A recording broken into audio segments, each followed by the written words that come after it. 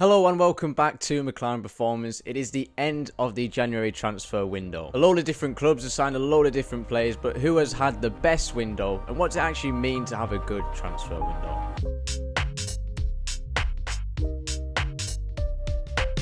It's that time again where everybody just talks about a transfer window, talks about and summarise what happened, what transfers have been made, what players have gone in and out, and kind of ask that question of who has had the best window. But it's kind of a good way to talk about where all the different clubs in the Premier League are at, who are making good choices, who are making bad choices. There's clearly definitely some that are making some good ones and definitely some making bad ones as well. It's interesting to see as well what people do consider is a good transfer window. Is it good to be signing so many players? I mean, obviously I'm skirting around the topic of what everybody's talking about really, which is Chelsea and the amount of signings they made, not just in the summer transfer window before, but in this transfer window as well, spending a lot of money. I think in total, almost £500 million really spent this season, which is ridiculous. You've got the likes of Enzo Fernandez and Mudryk and João Felix as well, all really good players, all obviously players that have a lot of talent, a lot of potential. Can't really argue against the fact they have done well in identifying talented players that other clubs are looking for, and actually being skilled in getting those players. But I don't know if that's a necessarily good thing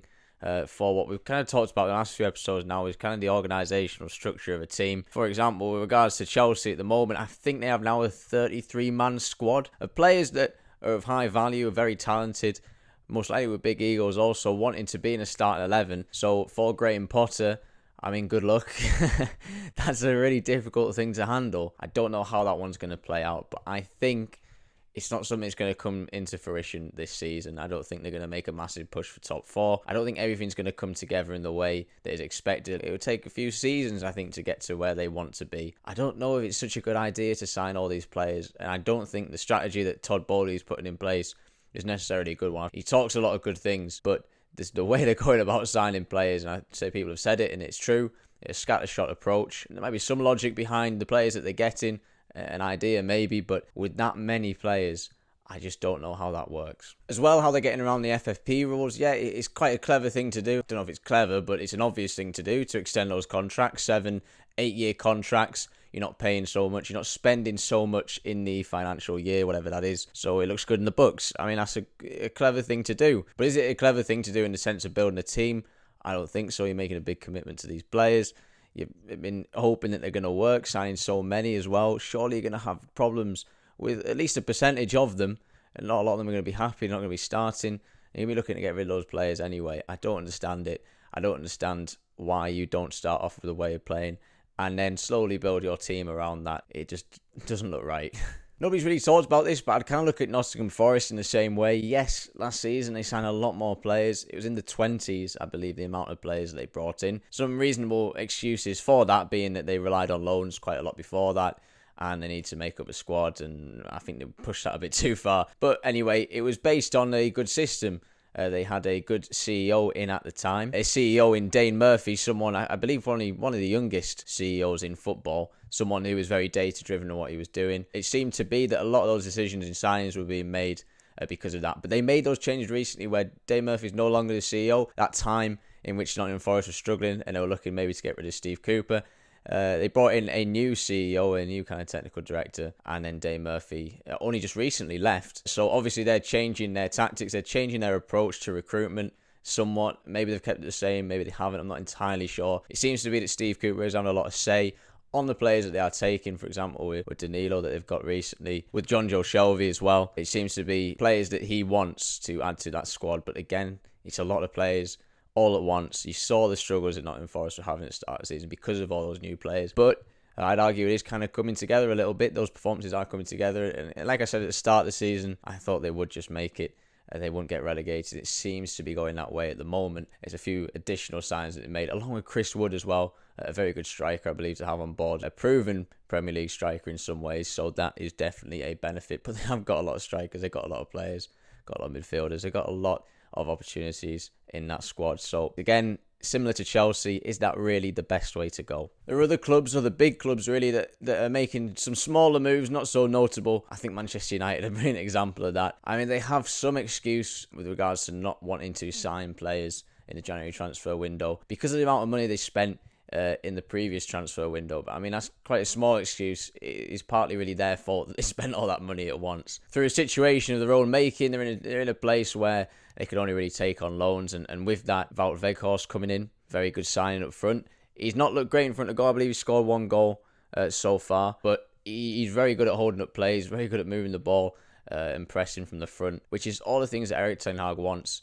It's probably the reason why he got him in. They brought in Marcel Sabitzer as well on loan. A smart choice to make with Eriksen being out for a few months. I believe McTominay out for a few weeks as well. Depth in squad is really important for Manchester United at the moment if they want to maintain that top 4. And it's a few clever little signings that will hopefully add on to what they already have. Liverpool made a small move, I believe very early on in January, who was signing Cody Gakpo, a player that a lot of teams wanted and a player that they managed to get, kind of adding to their strength up front. They've got a few injuries in other players, especially in attacking areas, so it was a good idea to strengthen in that area. But from what I hear about, the midfield area is something that Liverpool really need to improve on, and it's not really something they have. A video entirely you could do on Liverpool and their situation and why they're doing so poorly at the moment. It must come down to a number of things. But one of those practical things or tactical things is really their lack of midfield players. Maybe a sign in that area would do. A player like Jude Bellingham, but obviously they're not going to do that signing until the summer transfer window coming up next. So in the meantime, I don't know if they've got exactly what they need to carry on in the season. And I wouldn't necessarily call that a good transfer window, but that's the situation that they're in at the moment. To be honest, out of all the clubs I've looked at and what business they are doing, the big contrast in the approach of what they're to do with regards to signing players is in between Chelsea and Arsenal. Chelsea have spent a lot of money. Like I said, I think they spent about $500 million almost this season. They certainly spent a good about 300 million in this January transfer window, which is absolutely ridiculous. And you look in contrast from that to Arsenal and the business they have made at the moment, it's like chalk and cheese. A great specific example really is Jorginho, someone who actually left Chelsea to go to Arsenal. Clearly Chelsea didn't want that player, but it will definitely be a massive benefit to Arsenal, not just to fill up their squad, which is something they absolutely need if they want to keep that top spot, but also in the way that he brings Premier League experience. He is a good midfield player. It's a good signing and not too much money spent on it either. Arsenal only spent 12 million on Jorginho and also spent about 20 million or so on Leandro Trossard as well, someone who is adding a lot to that team at the moment. It just, to me, not spending so much, 2 or 3 players that Arsenal have taken on, but with a clear plan, a clear identity, clear communication between everybody really, including the manager, the people in charge of recruitment, on what the team should look like and the players they should be getting, and not making ridiculous signings, not making a lot of signings, but just really adding to what is already a good team. And that is a complete contrast to what Chelsea is at the moment. And I ain't talking about Chelsea because it's so interesting. I just don't know what's going to happen. You think with all that money, you think they'd do well, but every ounce of me thinks that they're just not going to do well. For example, them wanting to get rid of Ziyech, and Ziyech wanted to go to PSG, not being able to sort that contract out in time, terrible negotiations with PSG, showing signs to me really organisationally, behind the scenes, things are not good. Of course, the club's in transition, but they could be a lot smarter really in how they go about the change at Chelsea. How much is the recruitment communicating with the manager, with the owner, everybody like that? Is everybody cohesive in what they want to do? It doesn't really look like it. Without that foundation of structure, of communication, of clear leadership, of clear vision, I just can't see it going well. And that leads me on to thinking, really, what is a good transfer window? Because a lot of people say that Chelsea have had a good one, but for the life of me, I can't really see it myself. I mean, they're fantastic players that they're bringing in, as I've said. But, for example, I think Arsenal, really, just looking at everybody, have probably had the best window. They've been really smart in the players that they're bringing in, and they haven't spent too much money on the ones they've brought in either. And it really adds well and fits well with the squad that they have already. Maybe it's quite easy to say that the team at the top of the league are the one who had the best transfer window, but I think it is kind of true and probably shows why they are at the top. They're making smart decisions. It's an example I use quite a lot, but I look at the development of clubs, of people, of teams. I always look at it like growing a tree, say. And you don't build a club necessarily, you grow one. You don't build a team, you grow one. You don't add players onto it to fix the problems that are already there. You work with what you have to develop the right foundations, the right organisational psychology, the right individual psychology. Those foundations then grow and develop a team. But adding players onto it I think just further complicates and poisons the water really of what's already there. But yeah, thank you for watching and listening. Who do you think had the best January transfer window? Do you think it's going to go well for Chelsea signing all these players, skirting around all the FFP rules? So let me know what you think on that. Like, subscribe, review, everything like that.